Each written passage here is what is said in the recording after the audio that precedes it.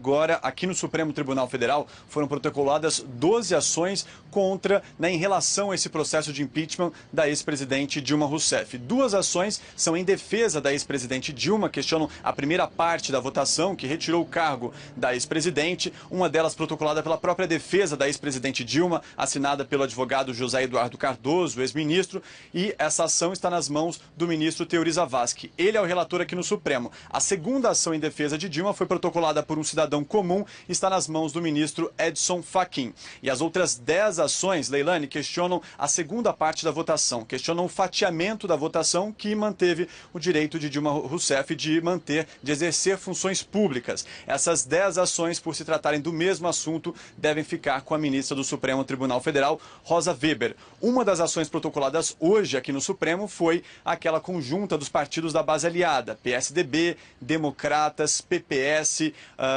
quem também assinou foi o Solidariedade e, por fim, o PMDB também decidiu assinar. Então, é uma ação conjunta em relação a 5 partidos. Essa assinatura do PMDB foi também uma forma de tentar pacificar a base aliada, foi um gesto do PMDB para mostrar que não houve um acordo aí por trás dos bastidores para tentar salvar, manter, né, os direitos da ex-presidente Dilma de exercer funções públicas. Essa votação do PMDB foi bastante criticada por partidos da base aliada. O Ronaldo Caiado, líder do Democratas no Senado, por exemplo, ele até hoje mantém o discurso de que houve um acordo entre o PT e o PMDB para manter esse direito da ex-presidente Dilma Rousseff. Romero Jucá, que é o presidente do PMDB, sempre negou a existência desse acordo. Inclusive, o Ronaldo Caiado hoje disse que foi um gesto de deselegância de não ter avisado a base aliada de que havia esse acordo, e Ronaldo Caiado também afirmou que não cabia ao presidente do Senado, Renan Calheiros, fazer aquele discurso antes da segunda votação,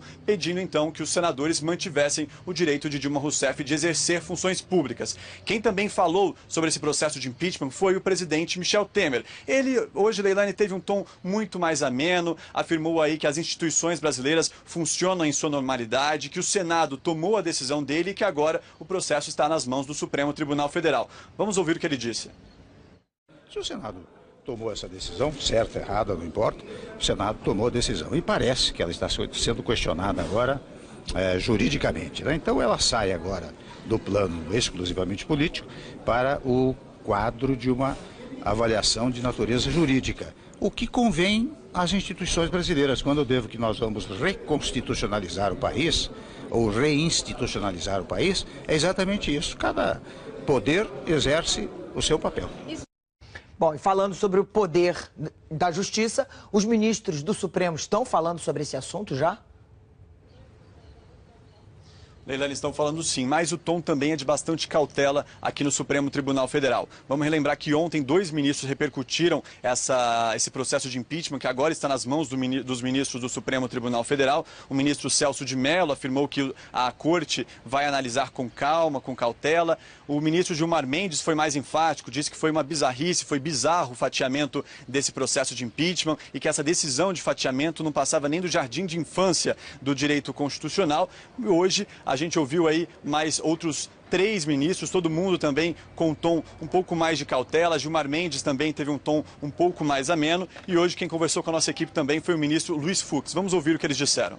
Abstratamente, você pode ter 2 posições distintas. Você pode ter uma posição que prestigia a autonomia do parlamento para decidir da forma como decidiu, ou entender que houve um erro de julgamento, porquanto aquela apenação deveria seguir imediatamente após a conclusão do voto, por força da redação da Constituição Federal, que é diferente da redação da Lei 1059. Na lei antiga havia realmente uma aquisitação separada. Pela Constituição atual, a aquisitação ela é única.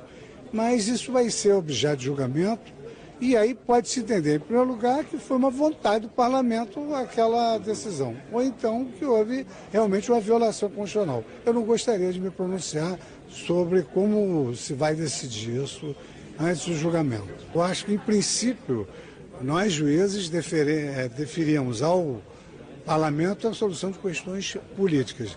Mas quando essas questões políticas são decididas com violação dos princípios inerentes ao Estado Democrático de Direito, é sindicável pelo Supremo essas infrações.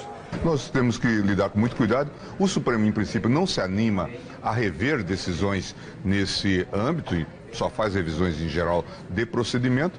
E vamos ver agora como que nós vamos nos portar, uma vez que isso, qualquer decisão que se tome de caráter positivo aqui pode ter consequências graves, né, para todo o sistema, para a estabilidade institucional do país. E nós temos que nos mover com muito cuidado nesse tipo de matéria.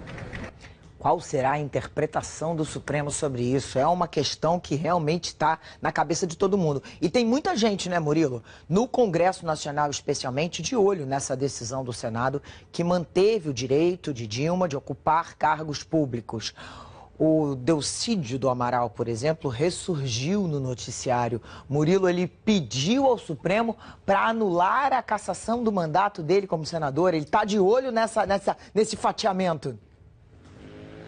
Pois é, né? A reverberação do impeachment, né, Leilani? Vamos explicar, então, o que aconteceu com o Delcídio do Amaral. A defesa dele protocolou uma ação, aqui um recurso no Supremo Tribunal Federal, pedindo a anulação da votação que cassou o mandato dele, alegando que durante o processo houve vários atropelos, é essa a expressão que a defesa usa, houve vários atropelos que cerceou o direito de defesa de Delcídio do Amaral. Entre esses atropelos estaria aí a falta de uma notificação prévia para a defesa e também o fato do processo ter corrido no Senado, enquanto o Delcídio do Amaral estava de licença médica. Então é isso que a defesa de Delcídio do Amaral pede, que o processo seja anulado. Mas, se o Supremo Tribunal Federal não entender pela anulação desse processo, ele pede então que o Supremo mantenha parte dos direitos políticos que foram retirados dele, se baseando então na votação do impeachment da ex-presidente Dilma Rousseff. Mas aí eu vou explicar para vocês. A gente tem questões aí um pouco diferentes em relação ao processo do Delcídio e o processo de impeachment da ex-presidente Dilma Rousseff. Porque no caso de Delcídio, o mandato dele foi cassado pelo Senado, né? E por conta desse mandato dele ter sido cassado, ele foi enquadrado na lei da ficha limpa e por ser enquadrado na lei da ficha limpa, ele ficou, então, inelegível. Mas o caso da ex-presidente Dilma Rousseff não se encaixa no caso da lei da ficha limpa. Então são questões diferentes que agora vão ser analisadas pelo Supremo Tribunal Federal. Leilani. Murilo, muito obrigada pelas informações.